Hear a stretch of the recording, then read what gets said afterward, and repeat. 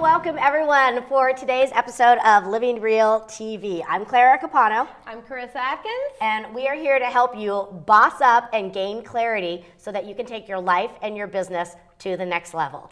And wow, we have an amazing episode today. Yeah. When we were putting this together and we were talking about what it means to be a boss babe and what it means to really be an example of strength and courage, we knew we had to include women in the armed forces. Yes. So we are here with two of our amazing guests. We have, why don't you go ahead and introduce yourself? Naviere Walkowitz. And?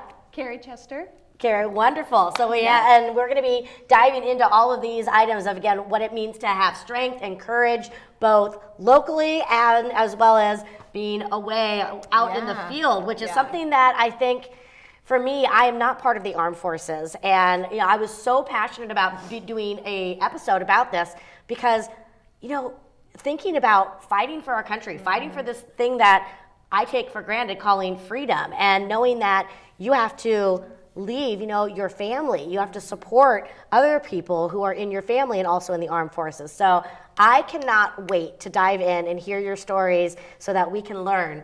But we're definitely going to need some cocktails for this one. So, Dion, lay it on us. Well, ladies, I had parents that were both in the military, and so I totally feel you. Thanks for your service.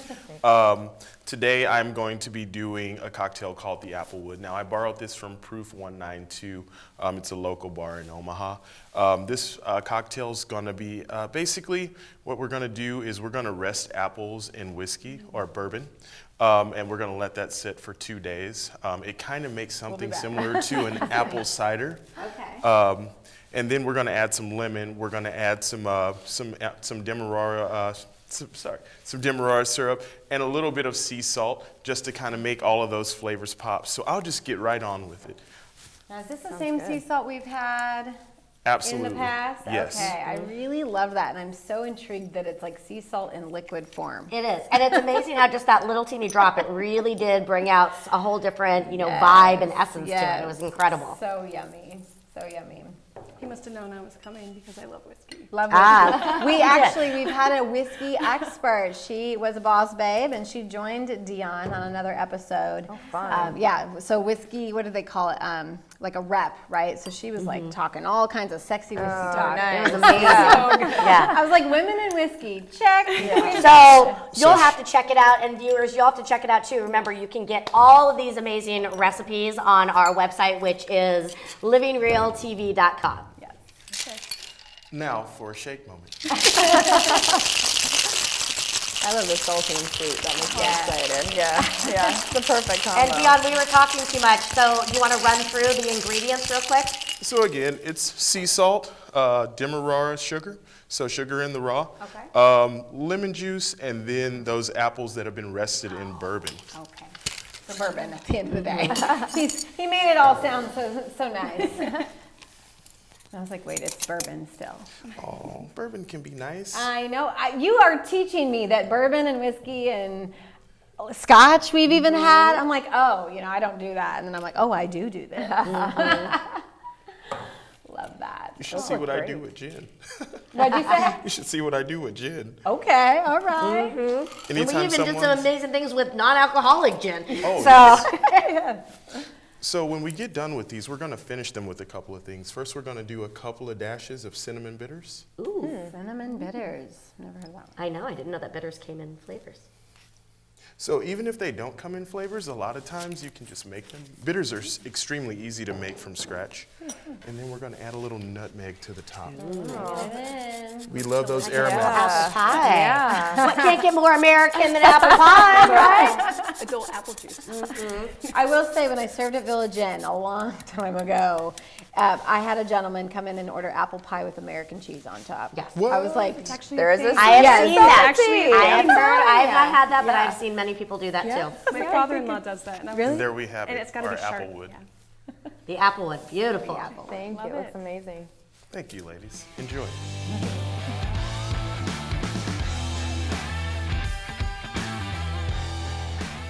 All right, We well, are ready. cheers, to ladies. Apple pie, applewood. Which one? Applewood is what All it's right. called. Delicious. Let's do You gotta- it. you gotta do- Oh, you're right. Is that a military thing? Did this start? You have to this tap closer. it. You have to tap it on the table for Oh, the well, luck. I need to do it again because I didn't do that. What do you know? Before you take your first drink, before you take it, you always tap it on the table. Okay, Whoa. see, I didn't know that was like a military tradition. I know. Gosh, so good. We're It's taught delicious. as I mean, an 18-year-old, I have to make sure I 21-year-old, sip it. right? You sip this, sip it. It's to tap it delicious. for Yeah. things. Okay. Oh, goodness. Well, we need to dive in. Yeah. So, woo, that's a good one. That So is it's kicking. really amazing. So we do have a question. So we always start off with a thought-provoking question, and this one was an interesting choice for today because the question is, what is your biggest fear? And the comment that Chris made is, well, we've got two of the most fearless women in front of us. Let's ask them the Let's ask them. So we'd love to kick it off. What is something out there? What is one of your biggest fears? Naviere?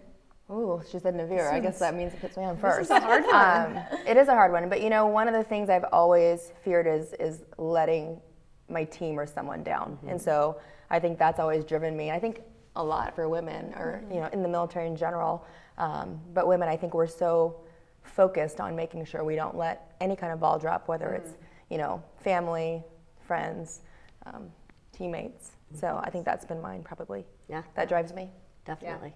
Yeah. I would have to agree with that. And also, I think one of my biggest fears would be to let my family down as well. Like my children, not being there for them. I think that would be the biggest fear for me as well.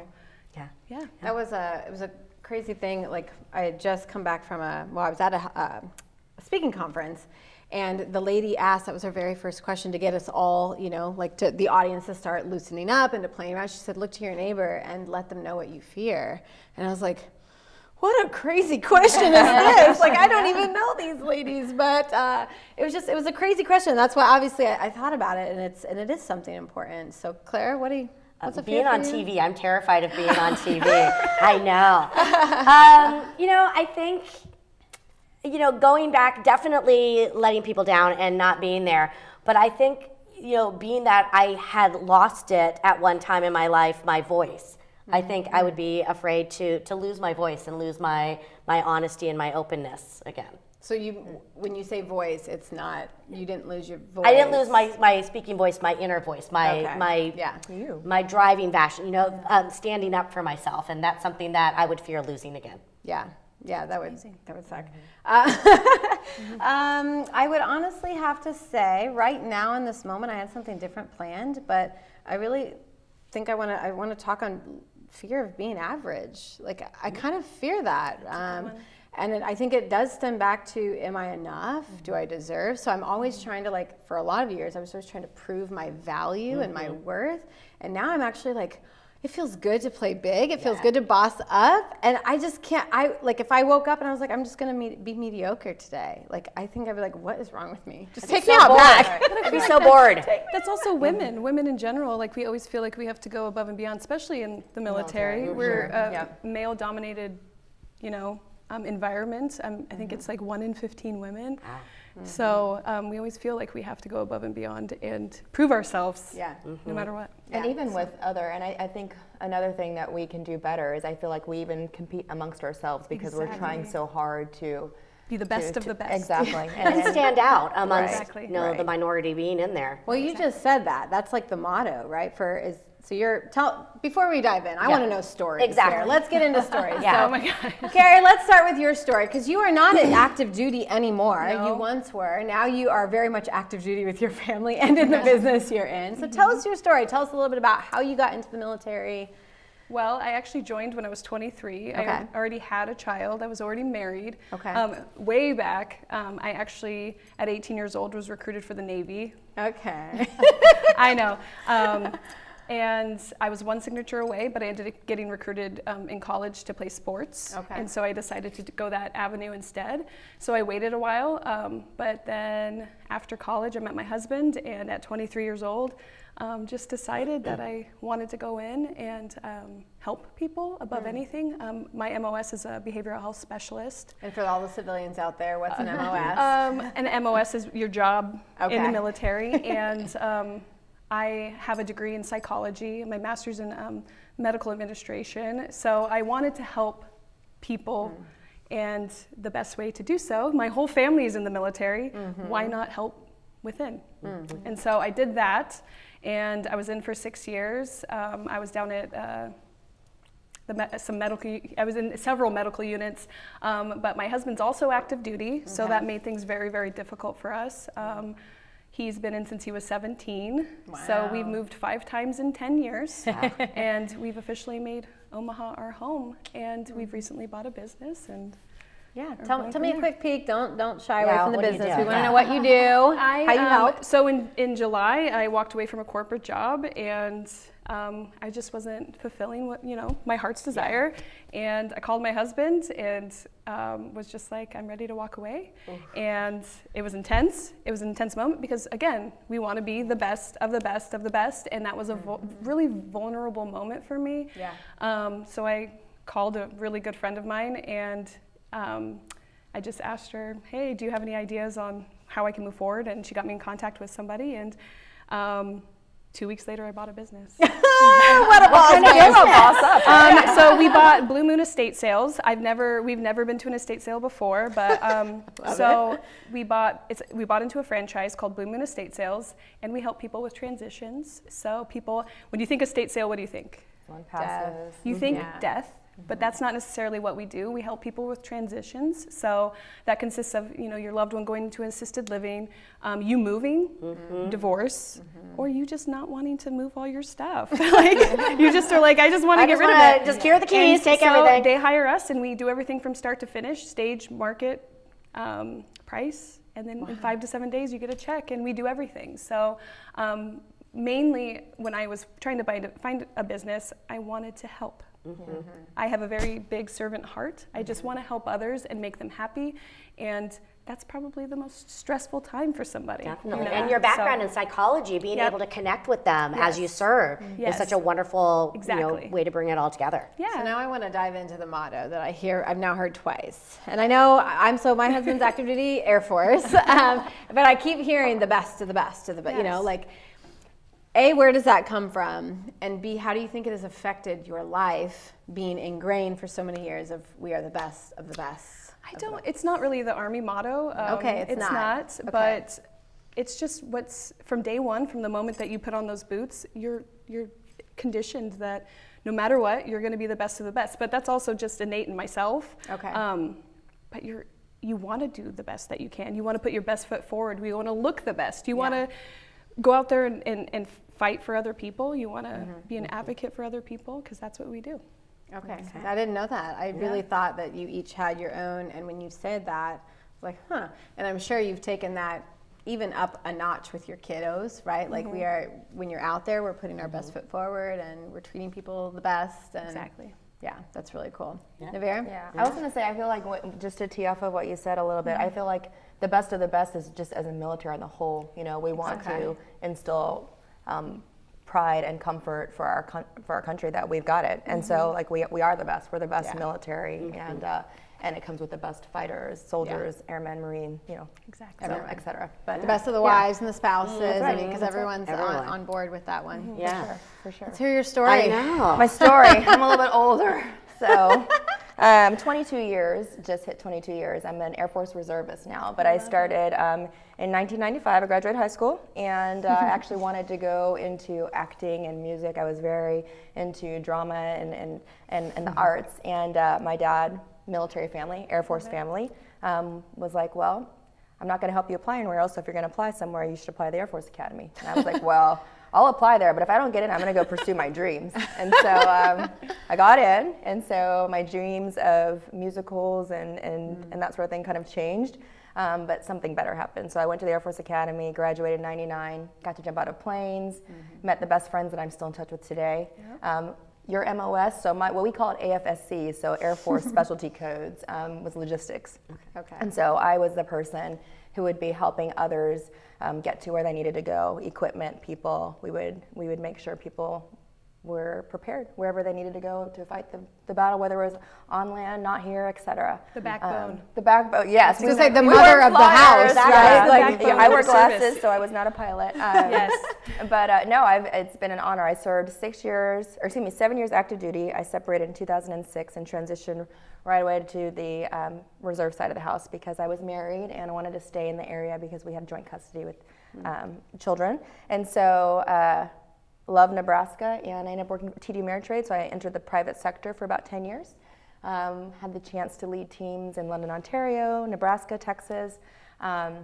Was still serving, and it was the best of both worlds, having the military and kind of the private sector.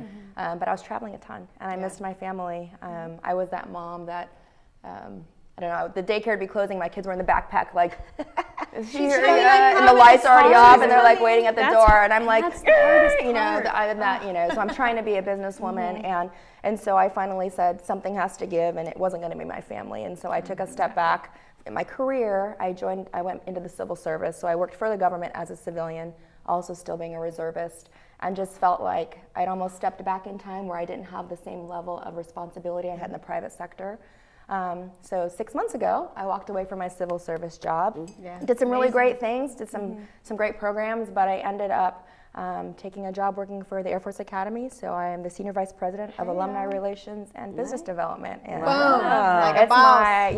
and on top of that, I run a fitness studio in here in town. That's my passion. Tell us about that, because that was how we originally met. Yes, We had a so mutual I'm friend. big into fitness. In 2000, Coming for you, girl. group fitness. So I was heavy growing up, and so I never liked how I felt. And in fact, the academy was the first time I actually really got in shape.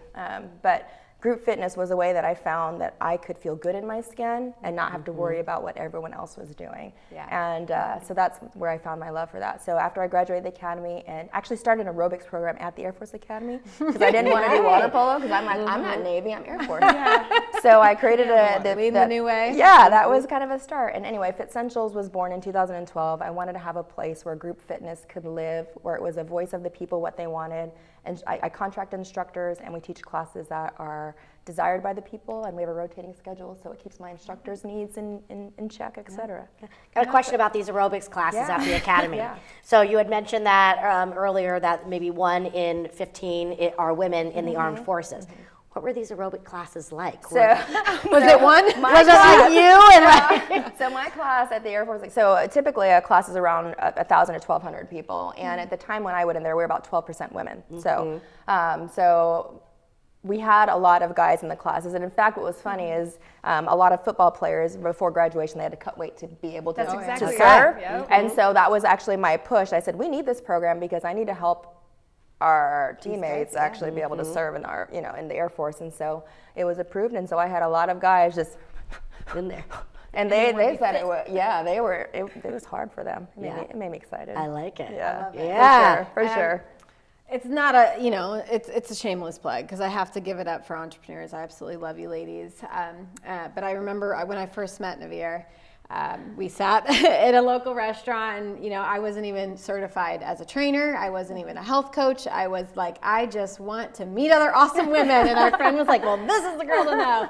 And we sat there, and I will say for her gym, I've been in lots of gyms now, and I've been bullied in a group class, and I've been, told to leave, and I've just felt uncomfortable, which is total opposite of what group classes should be about. It's community and empowering others. And I will say, when I attended hers, I remember it to this day. I attended 2 classes. Number 1 was I think it was like a Zumba or something crazy like that, where I was like, oh, I love this stuff. But I was high on pre-workout, and I was like, I have never done a yoga class. And so I stayed for her yoga class. High on pre-workout after Zumba, not a good thing. They were like, just release, and relax your mind. And I was like, I can, I'm all fucked up. But I felt so welcome and so warm. And I want to know, before we take a quick break, where is your fitness studio, so that if anyone is here local who does want to check out a great class, where is it? It's 1018 Lincoln Road in Bellevue. 68005. So right next to Bellevue East High School. So hopefully I'll see you. I'm soon. coming, girl. Okay. I'm coming All right. for you. And you Omaha people, you can drive all the That's way right, to not Bellevue too for a far, really not too great far. class. Yeah. Yes. What about you? Where's We don't is have it- an actual brick and mortar, Okay. but you can find us online, bluemoonestatesales.com/Omaha. Okay. And really big news, which we haven't released yet, is we've actually bought 2 more locations. Nice. So we haven't released that yet. We bought Kansas City or Overland Park, and then we also bought Sioux Falls, South Dakota. Very nice. So we're Congrats. expanding. So if you just Congrats. Google us and find us, Love that's how it. you Love it. book with us. So Love it. Fantastic. Cool. Well, we are going to be coming back in just a few minutes, and we are going to be diving more and deeper into, the courage that it takes to be able to serve, to take that servant's heart, and to go overseas, and how to find that harmony between being away and still showing up for your family. So don't go away. We'll be coming back with more. Hi, I'm Clara Capano with Capano Speaking and Training, and I am here to get you clarity. As the strategist for the Smart Woman, I've spent over 20 years working with women in business, helping them to recreate what success looks like for them, to get them off that hamster wheel and to get them into running a purpose-driven business. When you work with me, you're going to find real strategies that are going to help you gain immediate traction in both your personal and professional life. So follow me and find out all you need to get you clarity at claracapano.com. Welcome back. We are talking and really honoring all of the men and women, honestly, that show up for our country, that boss up every single day. And today we have 2 very courageous women who have served our country, who serve their communities, who serve their clients, and serve their families. And I'm really excited to really dive in and get down to the nitty gritty. Like, stories are beautiful, but so many women can relate, and then they're like, okay, but how? Like, how can I get through when my husband goes? Or what can I tell my kids when something, like when we worry, right? We worry as spouses. So I'll just kind of, I'll start. What is, Kerry, what's the biggest challenge when you were serving? What was the biggest challenge that you faced while serving our country, do you think? I think being away from my family was really, really difficult. For instance, I was gone for 9 months. Oh, wow. And like I said, I was 23 when I joined. So I had a 2-year-old, and I was married at the time. Most people called me grandma when I joined. I don't know if you know this, because I was the old lady in the group. I was 23 years old. Most of the people were 17, 18 years old. So, and a lot of people leaned on me for that motherly type, relationship. But I was gone for 9 months. I actually missed my daughter's 2nd birthday. I saw my husband in a year. I saw him, I think, 4 times. So that was the hardest thing for me, is just being away and missing those milestones, missing those special moments, missing, sleeping next to your husband in bed, and then when you come back, that's the hard part too. It's very, very, very difficult. And even though I'm a mental health background, you figure, when you get there, you're like, oh, this is gonna be fine. And then you're like, this is super awkward, and we got to reintegrate me into the works, and that was really difficult. Yeah. Go ahead. Because it's like we have to, as a spouse, every time I've dealt with it, it's like, okay, well, now I'm the dad, I'm the mom, I'm the discipliner, and this is how we're going to do it, because I have to keep my sanity and raise all of you. So when they do come back, it was way harder than just the missing and the tears at night, right? Because that's the easy part, unfortunately. Right. It's the coming back, I think, and just saying, well, this is how we've been doing it. This is how we function, right? This is our kids' bedtime now. Like and we don't know how to give what, that active duty member coming back. I don't know how to give you. I don't know how to nourish you. Right. So yeah, that's difficult. Yeah. That's really How did you work on your mindset and keeping your mindset positive? And both of you can answer this, knowing, because I travel a ton for work, but I'm gone for 4 or 5 days at the most, and I couldn't 9 months. How do you keep yourself? Because it's hard. So what are some of the things you do to keep yourself grounded and keep your mindset? Healthy. I think for me, because I was never gone for as long as 9 months, but working with a lot of people who did some of the things that I would do when I did travel was just making sure I stayed in contact. And so I think we've been so fortunate with technology now to be able to, at any time zone, anywhere, if we're fortunate enough, just, FaceTime or whatever, WhatsApp, whatever format we're using, but just know that what I'm doing is it's important. And always communicating my love all the time. So it didn't have to be, just when I'm gone for long stints, but I love you all the time, so it was never a question. I think that's a really big thing. You were still nourishing them. You were still assuring them, like, Mommy loves you. I will be back. I'm doing a job, right? For sure. And that vision is really important. But how did you stay so strong?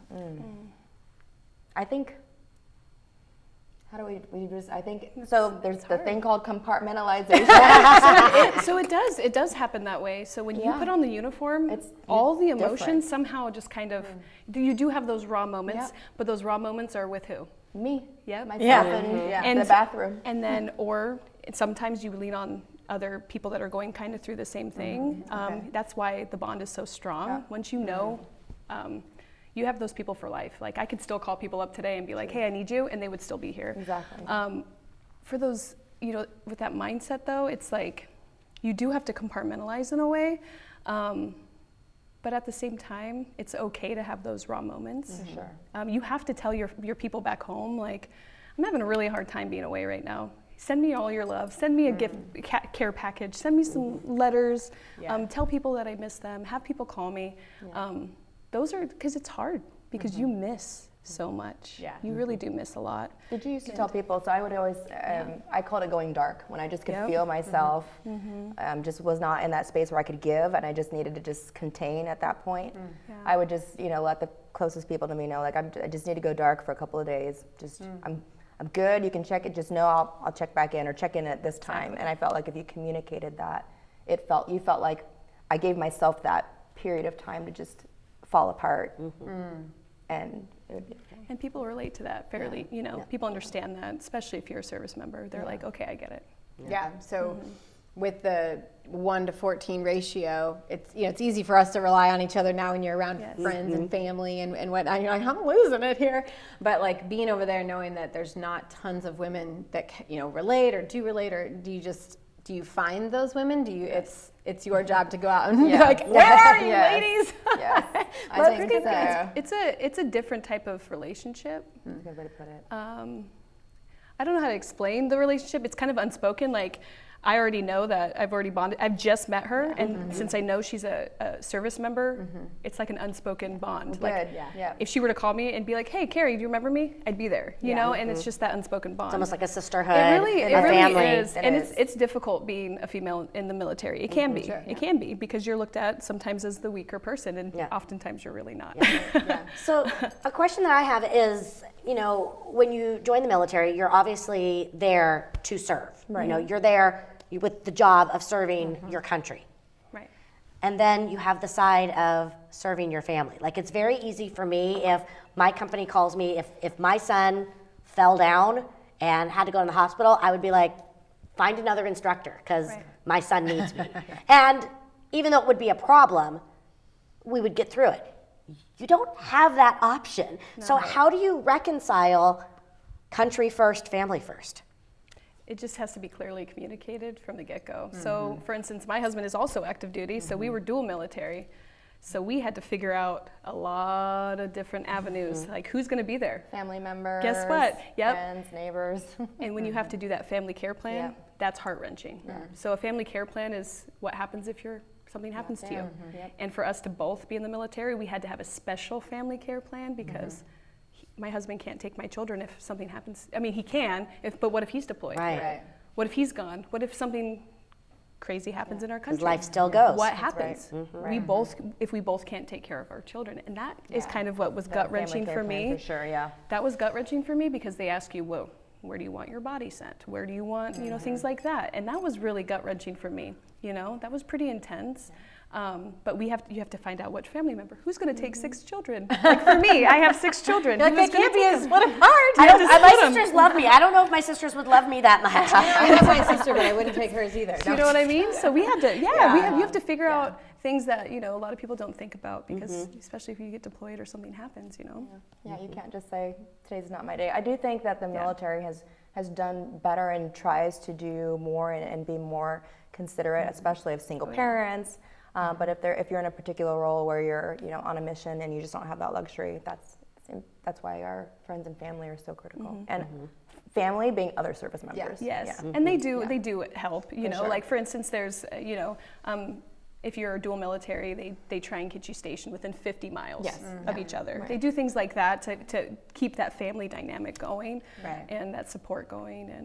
And if something catastrophic happens, they usually send you home if something's pretty intense. So That made me think of a story. We had one of our female friends, she's a single mom. Her name's Crystal. Anyway, she had a son and she got deployed.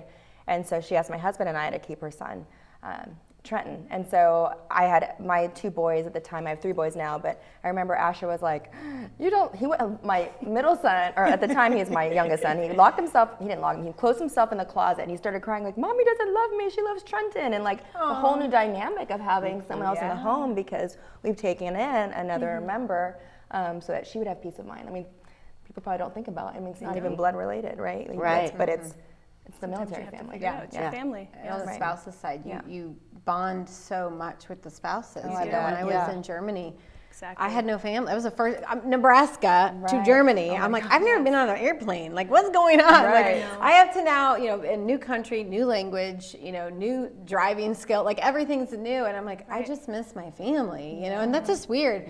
But some of my strongest relationships, like you say, 100%, are spouses. I can literally call and Jamie, and I'm like, Jamie, how are you? Like, are you coming through? Can I stay in your house? I'm driving this way. Exactly. Like, and that's been 15 years. It's crazy, but yeah, the bonds are just as strong because I think we really rely on the other spouses to get through those deployments for from our do. spouses. And Because you're going through the same stuff. yeah, Your emotions are the same. You're like, man, did you hear what just happened? Like, have you heard from your husband or your spouse? What's going on? Like, did you get that letter? Like, it's just nice to have that support. yes. What do you think are some of the best lessons that the military has instilled in you that you've been able to carry over that have also made you a great parent and entrepreneur? Never give up. You can't. Seriously, that's that's kind of cliche, but it gives you some, like, you know, what they say is hua, you know, like, you know. In the Army, anyway. Duel it out. You know, you never give up. It's taught me, I was very unorganized before, and now I'm very organized. I don't know. I was just going to ask you, so the strategy, because it's easy to say never give up, right? Yeah. Just never give up, ladies. Yeah. But the strategy you're saying, get organized. That will help you organized, not give up. You know, you have a mission. You signed up for something bigger than yourself. And that kind of bleeds into my business is I don't want to fail. I'm not going to fail. I want to keep going. I want to help others.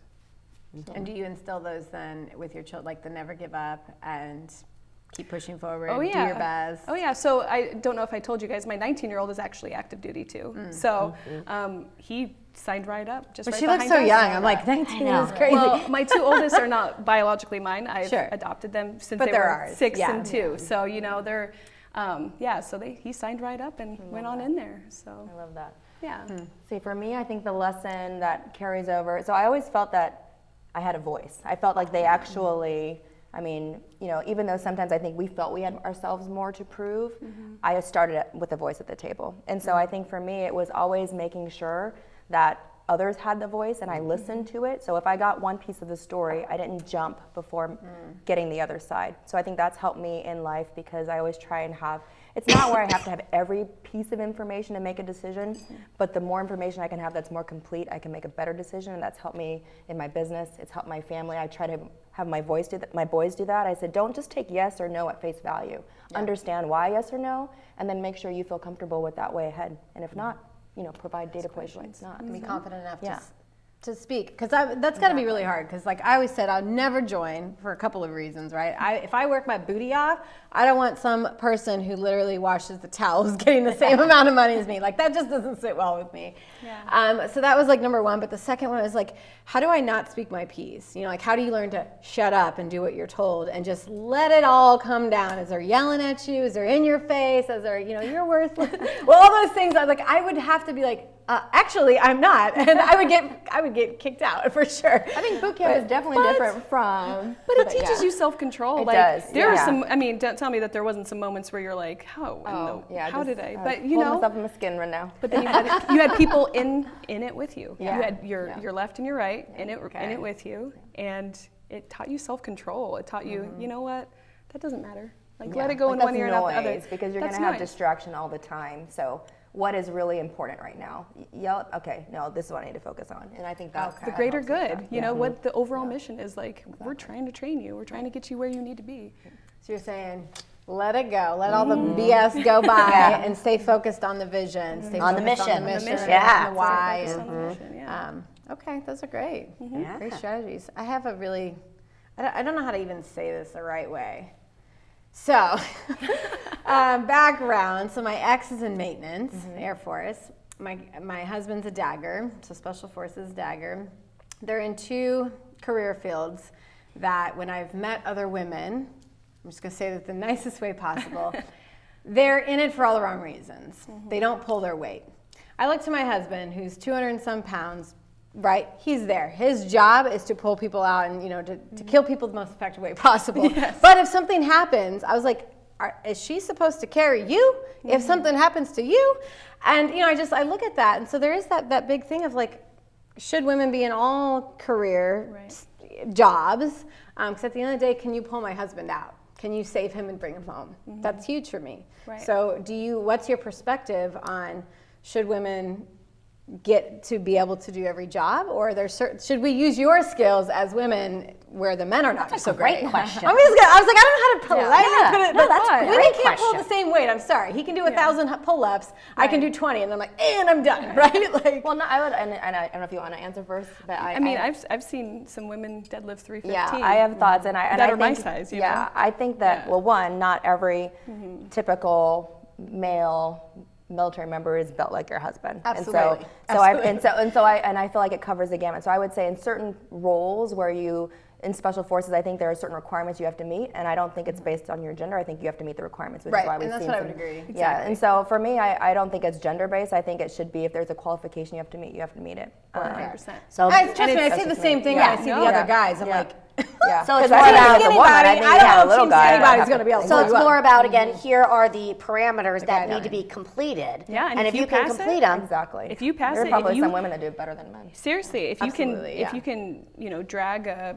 400-pound weight across 300 yards and you meet that qualification, why not? I would agree. If you prove yourself and you work hard, you put your head down, you never give up, and you fight for it, why not? Yeah. But I get no, it's okay. Yeah. And if you can't pass, then you shouldn't earn that right. And don't be upset And if don't be you're upset. like, okay, lady, I need you to go over. Like, this is not No. going to be. Don't be upset. I if you just don't see that pass. in maintenance and in security a lot. Yeah. They, you know, I meet this, you know, them, and I'm just like, I don't know how you do what my husband does. And yeah, I'm taking it as it's my husband, bring him home. No, you know what I mean? can appreciate yeah, that for sure. Yeah. I'm like, you better bulk up. No, I can appreciate it. I mean, one of the last jobs I was in before I went over to the civilian side and the nonprofits was gender advisor for the command. So what that means is I went to a special training in Sweden, which is all based around women, peace, and security, which really underpins how women and girls are treated from a safety standpoint, security, and just the ability to thrive going forward. And this is like globally. And so many times in deployments, you need women in your teams, in your staff, to be out there to actually communicate with other women who just can't, they're not even allowed to communicate with men. And so I think there's just times when, you might be in a unit in which you have a different job, but you're going to the same place. So I think that's part of it too. It's not always doing the same thing. Exactly. But you definitely need your women in there for sure. For sure. I want to switch gears, and I love the military conversation, but I want to know how you guys take care of yourselves. You know, I think that's really important because women are not taking care of themselves. They are pushing through. They're keeping their head down. They're grinding it out. They're say things like emotions. We're not issued those. You know, like I've heard that 100 times. Like me, I don't think so. It's not cool to cry. Or show that. So how do you take care, of yourselves, and what would you encourage women to do who are who are new in there? Don't make the same mistake that I did type thing. Yeah. I would say value that alone time, value that self-care, because when you're in the service, you're always around somebody else, and it's hard to take a step out. Yeah.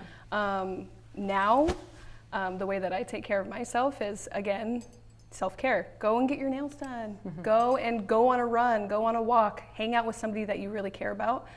My biggest thing is people. I like people. That fills my bucket. Be around people that are genuine, that care about your well-being. Don't be around people that don't spark your joy, Or that bring you down. Or that bring you down. You have the ones that just be confident enough to say you don't bring me joy. I don't have to spend time with you, but spend time with people that you genuinely want to spend time with. I think that's my biggest Self-care thing. and people. Okay. Self-care and people. What's your favorite self-care item? I know you said nails, but is there any other thing that you're like, oh, mama needs her I time? hope it's your lip gloss because it's gorgeous. I keep looking when you speak. I'm like, I must know what she... You know what's really weird lately? I really am into my skincare routine. I've lately been really looking up stuff, mainly because I've seen other women like the 7-care step thing, and it's kind of nice at the end of the day. Go wash your face. It's like a fun routine. Take a moment, breathe, close the door so no kids are banging on your door. Well, and again, Tell it's them something for you. something for you. Yeah. And right before you go to bed, wash your face. Feel good about yourself, and then hit the hay or whatever. Yeah. So what about you? What are some of the things you do? I mean, obviously you're into fitness and wellness, but what are some of the specific things? Yes, so I love what you said about make time for you. And I think to T on that is not to neglect your health. I think we're so busy taking care of others. So the way that I think for me, as I've gotten older, I realize I can't take it for granted. And so literally taking it's okay to not do so many classes, or it's okay to not work out this long. It's okay to have a rest day, like a legit rest day, where it's not like fake rest day where I'm still just doing a low impact workout. And when you take that time, you actually do something you enjoy. For me, I love reading. And it's interesting because I'll get in between books. Like I'll start one. You're a book jumper. I'm a book jumper because I like pulling nuggets. And then I don't know, that brings, and I like books that I can do this with too. Yeah. What was your favorite book in 2021? Oh my goodness. There's a couple that I went through.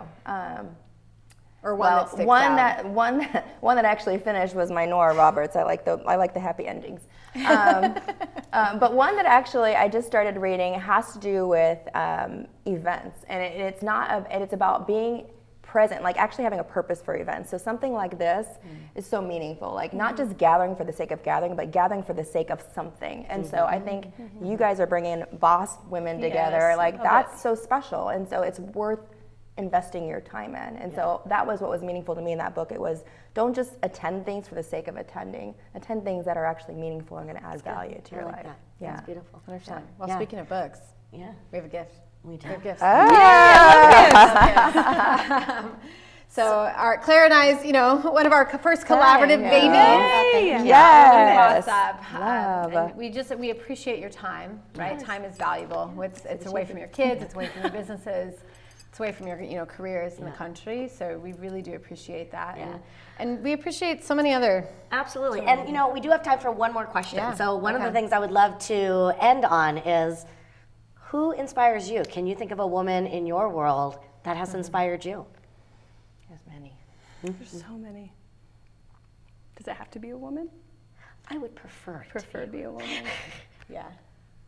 But it could be anyone living, dead, anyone know personally, or even someone that Who maybe did you study. mention earlier? I brought up Diane von Furstenberg. She was one that was big for me. But again, I mean, there's so many wonderful women out there. But again, it could be even somebody in your family, somebody that helps keep your spark alive. So this is, she's not going to be anyone you probably know. She actually was a boss that I had in the private sector and she was high in the ranks in the financial industry, which is pretty cutthroat. And I remember she made, before I decided to come back on the military side, she made a batch of cupcakes.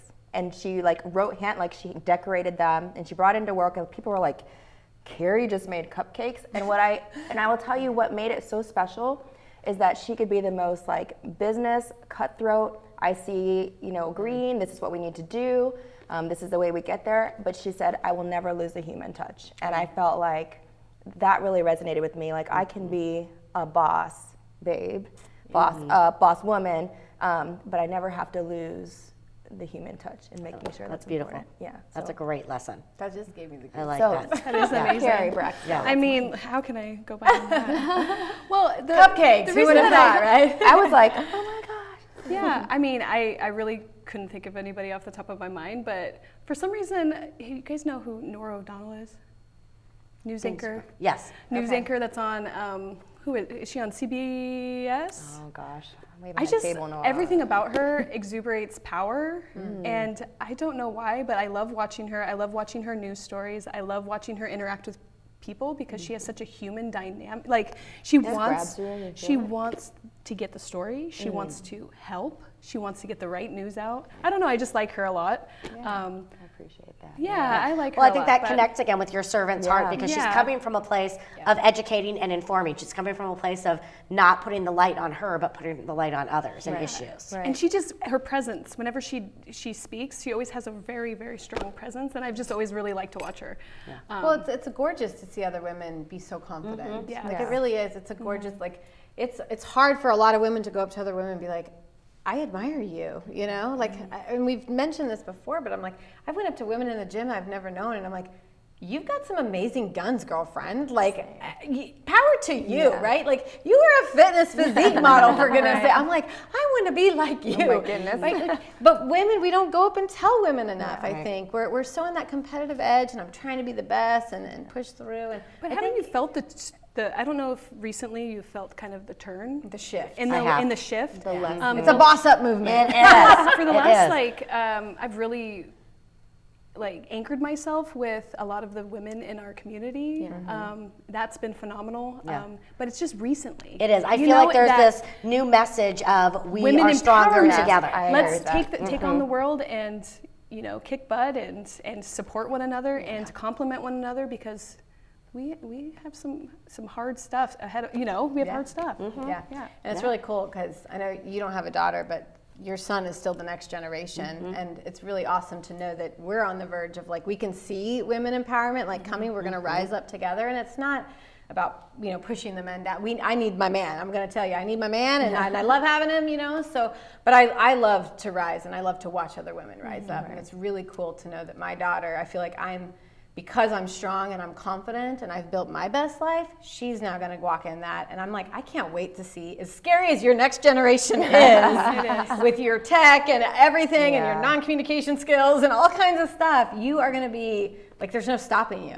She is like, I'm going to be a doctor and I'm going to do this, I'm going to do this, I'm going to do that. And she's got her plan, and I love that. She's bossing up before bossing up is cool too. So I love it.